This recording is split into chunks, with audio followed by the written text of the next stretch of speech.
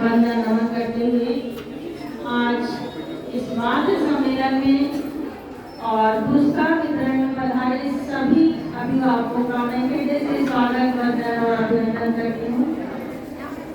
आज जो दृश्य दिखाई दे रहा है बहुत ही हर्षित और प्रफुल्लित है, क्योंकि ये ऐसा क्षण होता है माँ बाप के लिए, पेरेंट्स के लिए, जब उनके बच्चे मंच पर आते हैं तो पुरस्कार कितने रुपयों का इसकी कोई वैल्यू नहीं होती है। वैल्यू इस बात की होती है कि मेरा बच्चा मंच पर चढ़ा, उसने साल भर मेहनत करी और आज वो इस काबिल बना कि वो यहाँ पर आकर के इसको ग्रहण कर रहा है।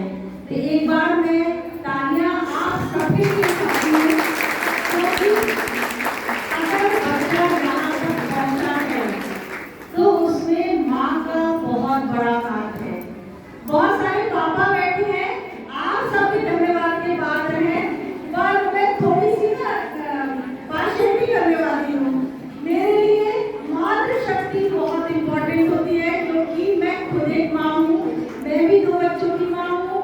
जिस समय आप यहाँ पर बैठे हैं मैं भी बैठा करती थी और कितना अच्छा लगता था। एक छोटा सा मेडल, एक छोटा सा सर्टिफिकेट बहुत प्रफुल्लित करता है और माँ को ऐसा लगता है मैंने पूरी जंग जीत ली, आज मेरी मेहनत सफल हो रही है। निश्चित तौर से आप सभी धन्यवाद की पात्र हैं, क्योंकि मेरे भारत की जो मातृशक्ति है, जो दिव्य शक्ति है, आप सभी, हम सभी आदिकाल से पूजनीय रहे हैं। कभी माँ के रूप में, कभी बहन के रूप में, कभी पत्नी के रूप में, कभी भाभी के रूप में, कभी चाची के रूप में। भारत एक ऐसा देश है जहाँ अपनी कर्तव्य निष्ठा के लिए, अपने सहयोग के लिए, अपने पूजनीय देवी स्वरूप के लिए नारी सदैव अग्रणी रही है। कुछ समय ऐसा जरूर आया था मुगलों के समय में, जब नारी की दुर्दशा हो चुकी थी, पर अगर आप आदिकाल से देखेंगे तो नारियां 70% नारियां वेदों का उच्चारण करती थी, उसकी रचना करती थी। आपने गार्गी, मैत्री, अपाला का नाम सुना होगा। हमारा इतिहास भरा हुआ है नारियों के शौर्य से, उनके बलिदान से। अब हिस्ट्री आप सभी जानती हैं, फिर 2-3 नाम मैं अवश्य गिनाना चाहूंगी। आपने रानी लक्ष्मीबाई का नाम सुना है। 1857 की लड़ाई उसने अपने नेतृत्व में लड़ी और चिंगारी स्वतंत्रता की फूटी।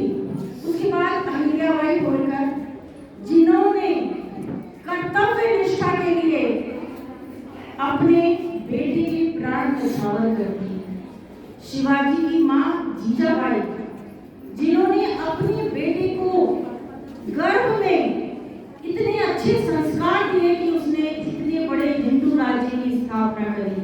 और आपको ये गर्व होना चाहिए कि आपने भारतवर्ष में जन्म लिया है, आप एक हिंदुस्तान की बेटी हैं जिसके संस्कार इतने उत्तम हैं।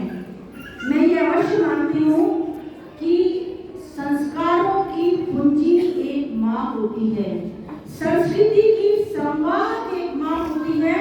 तो आपको अपने ऊपर ही गर्व करना चाहिए कि मैं केवल पालना झुलाने वाली डोरी नहीं हूँ, मैंने केवल एक बच्चे को पाला नहीं है, मैं संस्कारों की सीढ़ी भी हूँ और मैं जो अपने बच्चे को एक रूप देना चाहती हूँ वो मैं दे सकती हूँ, क्योंकि चाहे मैं पढ़ी लिखी हूँ चाहे नहीं हूँ, पर मेरे अंदर जो सोच है वो मेरे बच्चे को ऊंचा बनाती है।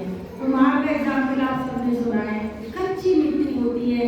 आज इतने सारे बच्चों को पुरस्कार मिला, बहुत अच्छा लगा था। छोटी छोटी चीजें बड़ी हो जाती हैं। कुमार कच्ची मिट्टी से अपने सकोरे बनाता है, पर जब वो शेप देता है तो उसको कितने आनंद का अनुभव होता है।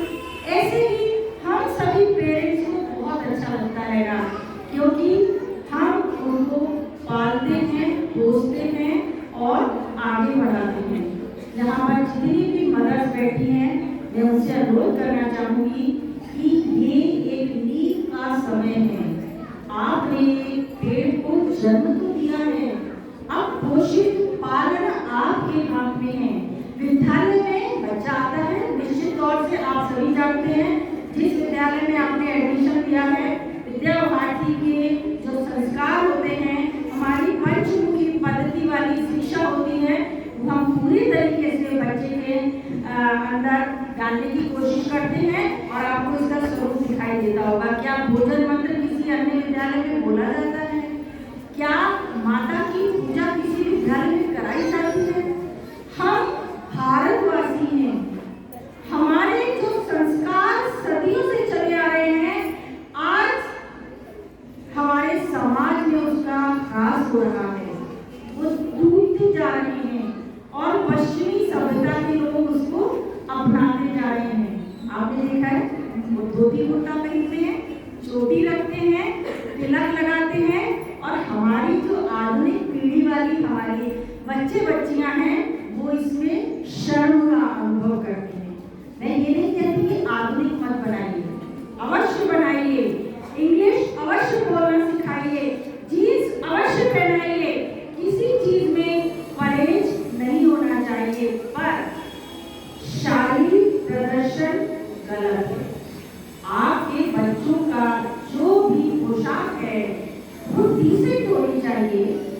बच्चा आगे बढ़ेगा तो सब कुछ सीखेगा, पर अगर आपने बचपन से उसको ये संस्कार डाले कि बच्चों, ये जो एक आजकल चलन हो गया ना फटी जीन्स का, हमारे टाइम में हमारे जो बाबा दादी थे वो क्या कहते थे, बच्चों कपड़े फट गए हैं उसको तुरंत फेंको, और आज वो फैशन बन गया है। आप सब क्या एग्री हैं कि जबरदस्ती बच्चे जीन्स को फाड़ते हैं और बहुत खुश होते हैं कि हमारा चेहरा इतना बड़ा है, भाई बहुत अच्छा लग रहा है। आप लोग इससे एग्री हैं, है कि नहीं?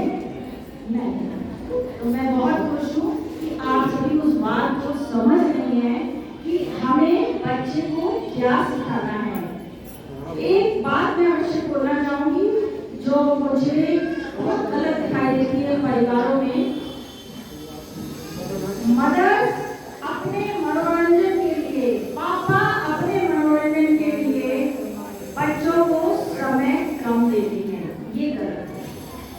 आप अगर बच्चे के सखा बन जाएंगे, सखी बन जाएंगी, तो मेरा विश्वास मानिए बच्चा आपका कभी दिग्भ्रमित नहीं होगा, कभी गलत रास्ते पर नहीं जाएगा। और आप अगर उससे प्यार से बैठ करके शाम को, रात को उसके संग बैठिए, उससे पूछिए बेटा आज स्कूल में क्या हुआ था, आज आप कहाँ गए थे, आज आपने क्या पढ़ा। अगर वो अपनी गलतियां एक्सेप्ट कर रहा है, खुश होइए, मारिए मत, डांटिए मत, उसको बोलिए कोई बात नहीं बेटा, गलतियां तो होती हैं पर आगे नहीं करेंगे। आप इस बात का मुझे प्रॉमिस करिए। बच्चे इतने सच्चे होते हैं कि वो अपनी गलती एक्सेप्ट करके, और जब मदर फादर की पीठ पर हाथ फेंकते हैं ना, कभी वो उस गलती को दोबारा नहीं करेंगे। और अगर आप बार बार उसकी गलती पर डांट रहे हैं तो वो बार बार करेगा और आपसे अपनी बातें छुपाएगा। आज तो वो छोटा है, कल को वो बड़ा हो जाएगा, चलाकियां भी सीख जाएगा। तो हमको अपने बच्चों का पालन पोषण कैसे करना है, ये आपकी कला है, इस बात को विश्वास रखिए। एक विषय जो कि मातृ सम्मेलन में बोलना चाहूंगी, बच्चे के स्वास्थ्य का ध्यान आपको ही रखना है। मोमोज, पिज्जा, बर्गर मत खिलाइए। आजकल इतने गलत स्वास्थ्य पर प्रभाव पड़ रहा है और बच्चे डॉक्टर्स के चक्कर में फंसते जा रहे हैं। क्या आपने पहले कभी सुना था कि इतना ज्यादा बच्चों की स्टमक में प्रॉब्लम्स हो रही है? हमने भी अपना जीवन गुजारा है। गरम पराठे दिया करती थी मम्मी हमारे स्कूल में, वो आलू के पराठे भी होते थे। पर आजकल मम्मियाँ चलो जाओ प्रैक्टिस ले आओ, बेटा मेरे पास टाइम नहीं है, आज मेरी किटी है। तो बस मैं आपसे अनुरोध ही कर सकती हूँ और तो कुछ नहीं कर सकती हूँ। इसको दूर करिए। मैं ये नहीं कह रही